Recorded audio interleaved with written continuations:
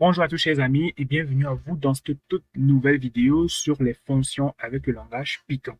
En programmation, comme dans tous les autres langages qui existent, tous autres langages de programmation bien sûr qui existent, nous avons ce qu'on appelle les fonctions.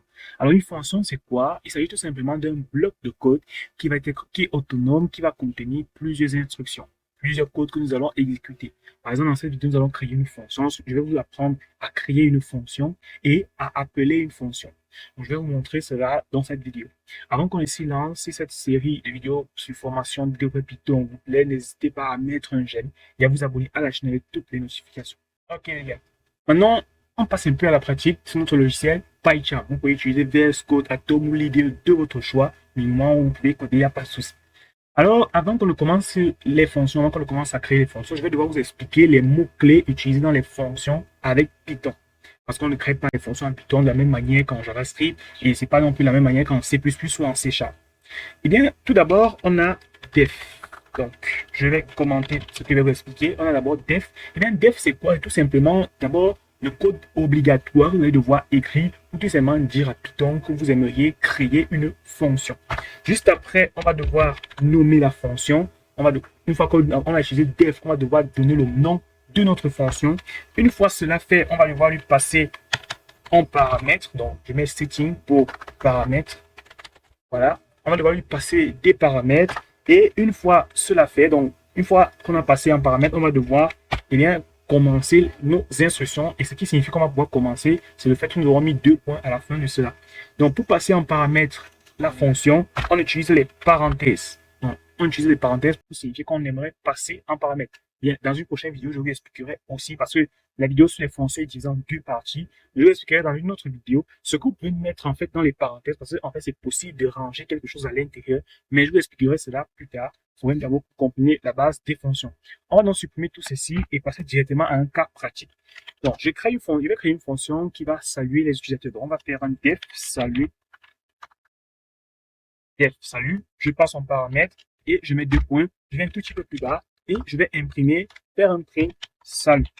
Eh bien, si déjà vous prenez juste ce code-ci et vous l'exécutez, cela ne fonctionnera pas. Regardez, si je fais run Python file, eh bien, il n'y a rien qui se passe dans le terminal. Il n'y a rien du tout. C'est très simple, c'est très normal. Nous avons créé une fonction. Si vous avez été un peu attentif tout à l'heure, je vous avais dit que je vais vous montrer comment créer une fonction et appeler une fonction. On ne peut pas donc créer une fonction sans toutefois l'appeler. Il faudrait donc appeler cette fonction. Pour donc appeler la fonction, c'est très simple. On va devoir récupérer le nom de la fonction qui est juste là et un tout petit peu plus bas, on va devoir maintenant venir ici, taper la fonction et mettre des parenthèses pour pouvoir appeler cette fonction. Si je clique maintenant dans sur Run, on peut voir que là, ça affiche dans le terminal Salut. Donc, voici un peu comment est-ce qu'on fait pour créer une fonction. Eh bien, c'est tout à fait possible d'afficher plusieurs fois. Donc, si je fais un print, bienvenue, oui, bienvenue, on va y arriver, bienvenue sur, sur ma chaîne. Et je clique sur Run. On peut voir que là, ça affiche tout d'abord la première fonction, donc le premier élément qu'on a mis dans la fonction tout au début. Le print, on l'a mis juste là. Et le deuxième, ça affiche aussi. Donc, ça affiche salut et ça affiche bienvenue sur ma chaîne. Vous allez me dire, OK, c'est bien beau tout ça, mais qu'est-ce qui pourrait se passer si toutefois on récupère l'appel de la fonction et on le met en haut? Pour ceux qui débutent pour ceux qui débutent en fait avec Python, qui ne le savent peut-être pas déjà, Python a pour habitude, comme certains autres langages de programmation, de lire le code ligne par ligne. Et bien, si on récupère la fonction, en fait, l'appel de notre fonction ici et qu'on le met tout en haut, avant d'avoir créé la fonction, il y a de fortes chances que ça ne fonctionne pas du tout. Vous pourriez l'essayer de votre côté.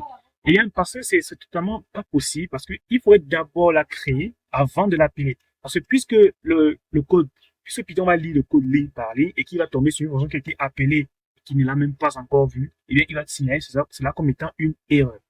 Eh bien, c'est aussi possible d'utiliser des fonctions pour effectuer certains calculs. Par exemple, ici, on va tout simplement, par exemple, mettre un résulte. Résulte, par exemple, qui va être 5. 5 plus 6, tout simplement.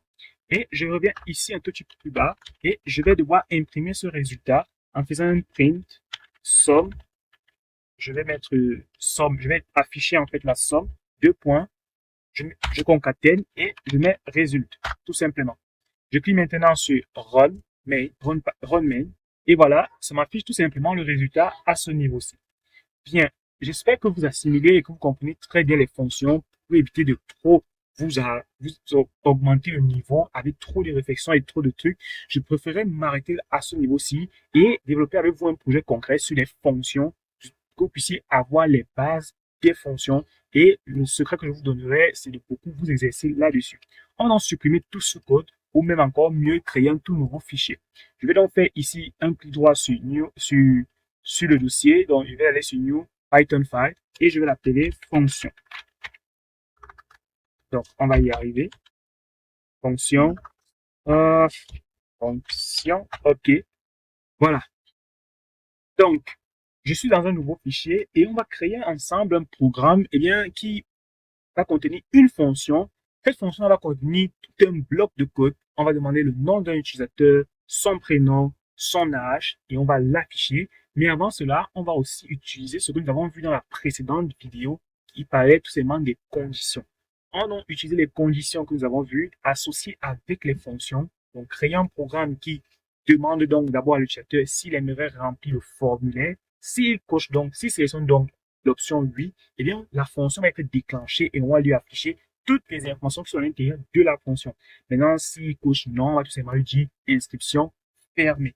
Alors, créer la fonction info. Alors, je vais l'appeler info parce que je vais demander les infos de l'utilisateur. Je vais maintenant mettre ici demander qui va être égal à un input et je vais dire allez-vous mettre les informations. Voilà.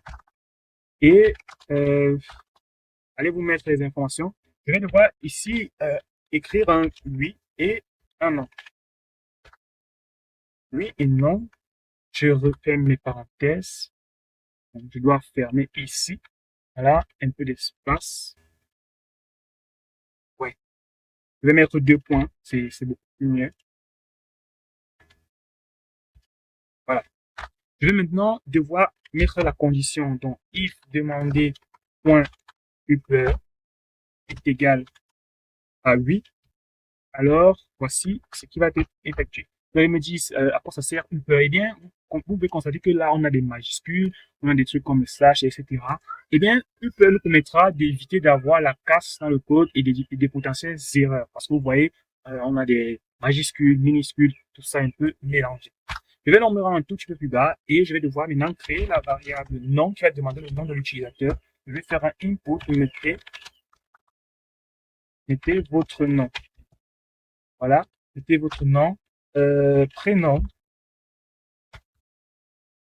input, mettez votre prénom, tout simplement.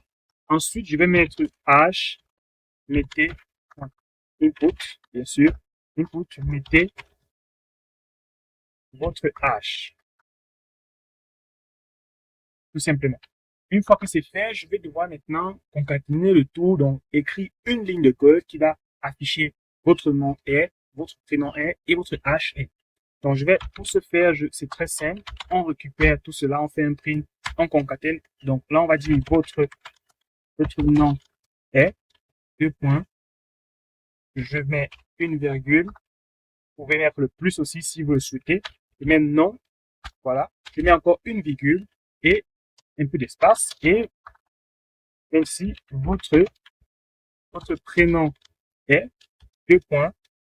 Je vais mettre encore l'espace. Votre prénom est, je mets une virgule pour concaténer. Pour votre prénom est, je mets la prénom. Encore une autre virgule. Et ici, je vais mettre et. Vous avez,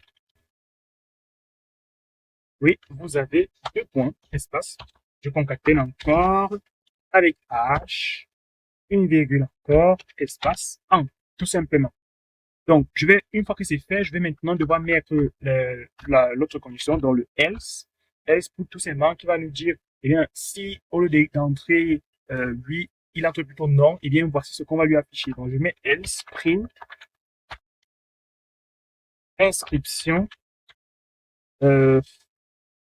annulée. Donc, voilà.